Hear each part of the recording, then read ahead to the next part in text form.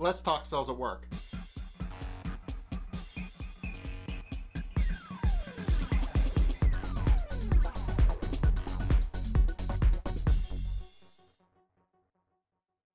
Okay, so this episode was split up into two parts, and I'm going to be reviewing them both now.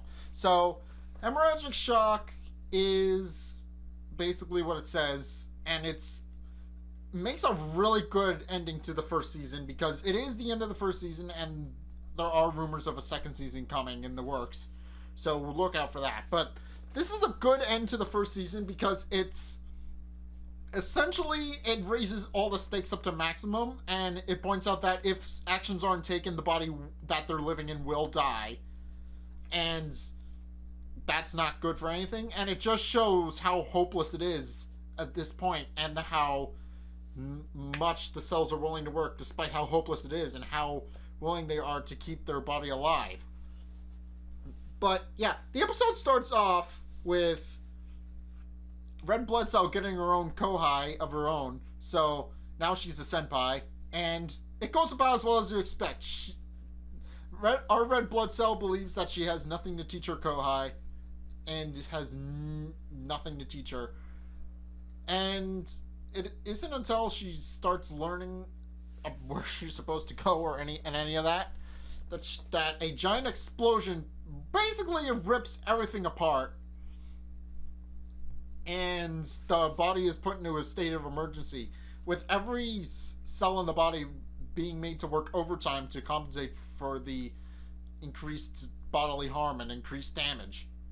But as we soon learn later, white blood cells soon finds out that a good million of the red blood cells were sucked out of the breach in the body, leaving a very limited number of red blood cells to deliver oxygen. And there is quite a bit of it, as we see later, in the lungs. But our red blood cell decides that against all odds she's going to deliver this oxygen until her very last breath. And she does. She goes and delivers everything, and despite how hopeless it may seem and how many of their friends are lost, until her kohai breaks down and tells her just how pointless it is. But red blood cell says, no, I'm not going to give in. I'm going to keep going until the very end. And she does. And it's at this point where the body that they're in gets a blood transfusion, and all of the red blood cells from a different body show up, which is noted by their different design in uniform, like one of these. It's noted in this, and they realize that if they don't assist immediately, the body is going to shut down and die. So they work overtime to help out, and they succeed in keeping the body back to normal. So they get it back to where it was, and the body is able to repair itself and rebuild, and the platelets continue to build and repair everything.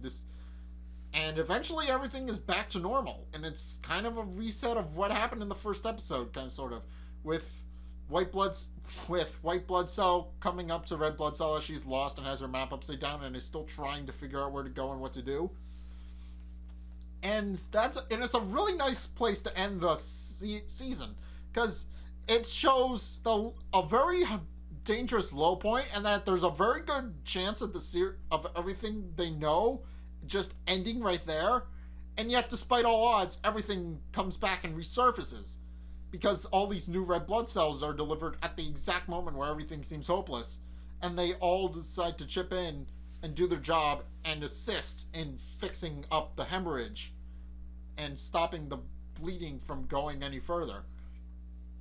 And they're able to keep the blood cells and the other cells alive through that, and that's where everything just wraps up in a nice little pile, because everything feeds directly into itself.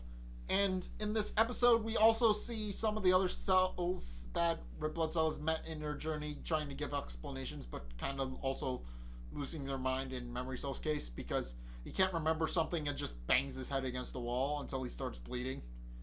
And B cell and memory and mast cell have to restrain him. So yeah, and that wasn't even when there was actual hemorrhaging going on. It was just him normally. So, yep, there's some of Memory Cell's character for you. He just bangs his head against the wall when he can't remember something. Is it any wonder why we're losing brain cells every day? Because that's just what happens. But yeah, I like this final episode, and despite being split into 2 episodes, it was a good one. It did everything a finale should be. It took character development from the previous episodes, it built on it, and then it showed this character being at their lowest point and refusing to give up and continuing to go forward.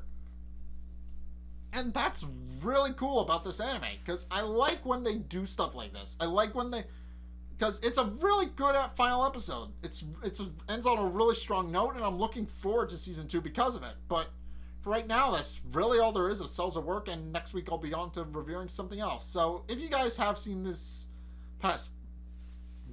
final 2 episodes of Cells at Work, I burped there for a minute, I'm sorry. If you have seen these final 2 episodes of Cells at Work, what did you guys think? Let's get a discussion going in the comment section down below, or over on my Discord server, link in the description. Either way, thank you guys so much for watching this episode. If you liked it, hit that like and that subscribe button. Also be sure to follow me on Facebook and on Twitter in the description below. Until next time, I will see you guys in the next video. Peace!